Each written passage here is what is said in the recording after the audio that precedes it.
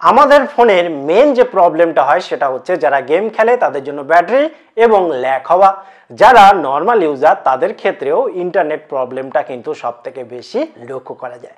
এবং এই জাতীয় প্রবলেমের ক্ষেত্রে সবথেকে বেশি যেটা জরুরি সেটা হচ্ছে এইগুলোকে ফিক্সড করা। কিন্তু ফিক্সড করবেন কি করে? অপশন একটা আছে ডেভেলপার, কিন্তু সবাই তো ভয় পায় ডেভেলপার অপশনের উপরে কাজ করতে, অনেকে জানেই না যে কি করে অন করতে হয়। আজকের ভিডিওটা টোটালটা এর উপরে বেস করে, তো অন্তত একবার ট্রাই করতে ভুলবেন না। তো ভিডিওটি শুরু করি এবং দেখে নিই কিভাবে কি করতে হবে। আপনার ফোনে যে ডেভেলপার অপশান আছে এবং সেটা অন করার পর এখানে বিভিন্ন রকম সুবিধা নেওয়া যায় সেটা আপনি জানেন, কিন্তু ডেভেলপার অপশান কি করে অন করতে হয় সেটা যদি না জানেন, অনেকেই আজকে ডেটে জানেন, তো সেটা আগে দেখে নিই। তারপরে যে চারটে ইম্পর্টেন্ট সেটিং সেটা তো দেখবই। তো এখানে দেখুন ডেভেলপার অপশান রয়েছে। যদি এরকম না থাকে সেক্ষেত্রে দেখুন আমি একদম প্রথম থেকে দেখাচ্ছি। আপনি কি করবেন, আপনার ফোনে যে সেটিং অপশান সেখানে আসবেন, এসে যদি খুঁজে বার করতে পারেন অ্যাবাউট ফোন খুব ভালো, তা নাহলে কোনো কষ্ট করার দরকার নেই। আপনি জাস্ট এখানে যে সার্চ বার রয়েছে এখানে ক্লিক করবেন, ক্লিক করে অ্যাবাউট ABOUT এটা লিখবেন, লেখার পর সার্চ করে দেবেন। সার্চ করলেই দেখুন চলে আসবে। চলে আসার পর অ্যাবাউট ফোনের উপরে আপনি ক্লিক করবেন। ক্লিক করার পর স্ক্রল করে নিচের দিকে আসবেন। এখানে বলে রাখি বিভিন্ন কোম্পানি মডেল অনুসারে বিভিন্ন রকম কিছু থাকতে পারে। কোথাও লেখা থাকতে পারে আমার এই ফোনে যেমন রয়েছে সফটওয়্যার ভার্সন, কোথাও লেখা থাকতে পারে সফটওয়্যার ইনফরমেশান, কোথাও লেখা থাকতে পারে বিল্ড নাম্বার, আবার কোনো ফোনে রয়েছে সফটওয়্যার ভার্সনের উপরে যেই ক্লিক করবেন আবার বিল্ড নাম্বার চলে আসবে। যাই হোক না কেন সেখানে কন্টিনিউ 7 বার এরকমভাবে ক্লিক করলে এখানে দেখুন ডেভেলপার অপশানটা চালু হয়ে যাবে। আমার অলরেডি চালু ছিল।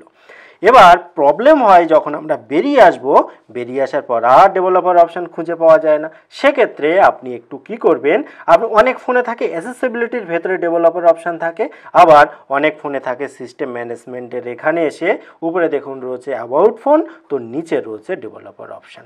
তো এটা একটু খুঁজে নেবেন। খুঁজে নেবার পর ডেভেলপার অপশান ওপেন করবেন।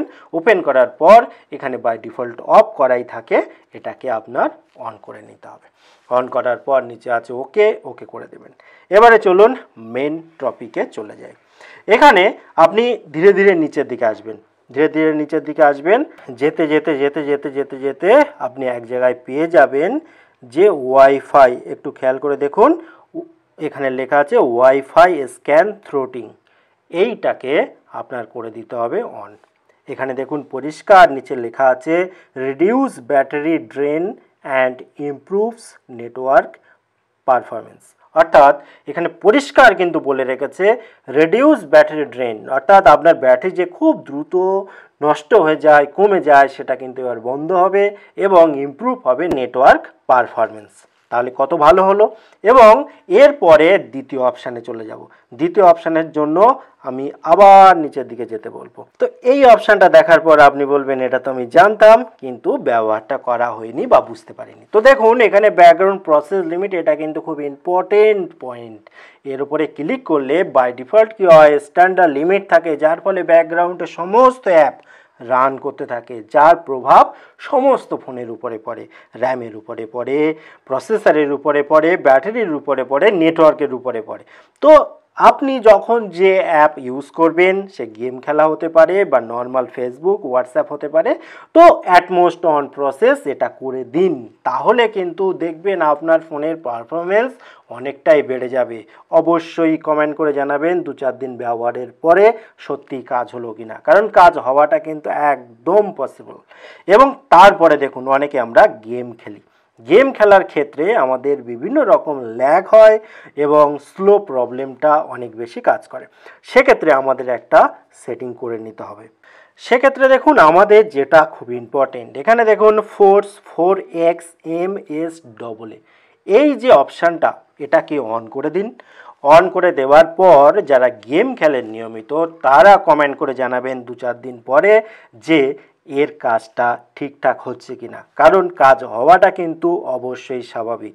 তবে সবসময় মনে রাখবেন অবশ্যই ডেভেলপার অপশানটা কিন্তু অন রেখে তবে কিন্তু গেম খেলতে হবে এবং এর ব্যবহারটা করতে হবে, তবেই কিন্তু আপনি সাকসেস পাবেন। এবং আরেকটা জিনিস খুব খুব ইম্পর্টেন্ট, যেটা আমরা কিন্তু খুব একটা বেশি গুরুত্ব দিই না এবং এর দ্বারা আমাদের কিন্তু অনেক রকম প্রবলেমটা হয়ে যায়। আর সেটা হলো, এখানে দেখুন লেখা আছে রানিং সার্ভিস। তো এখানে যদি আপনি ক্লিক করেন আপনি দেখতে পাবেন এখানে যতগুলো রয়েছে অ্যাপ র্যাম ইউজ, এখানে দেখুন অ্যাপগুলো কিন্তু র্যামকে ইউজ করছে, দেখতে পাচ্ছেন অটোমেটিক কিন্তু চেঞ্জ হচ্ছে। তো যেগুলো আপনার খুব একটা বেশি প্রয়োজন নেই সেগুলো এইভাবে ব্যাকগ্রাউন্ডে রান করা কিন্তু আপনি স্টপ করতে পারেন। ধরুন আমি হোয়াটসঅ্যাপ দিয়ে দেখাচ্ছি, হোয়াটসঅ্যাপ আসলাম, এসে এখানে দেখুন এখানে স্টপ করে দিতে পারি। এবং ফেসবুকের ক্ষেত্রেও তাই, যেটা আপনার প্রয়োজন নেই আমি কিন্তু উদাহরণ হিসেবে দেখালাম, আপনি যেগুলো প্রয়োজন নেই সেইগুলোর ক্ষেত্রে করুন, যে অ্যাপগুলো প্রয়োজন রয়েছে সেগুলো না করাই ভালো।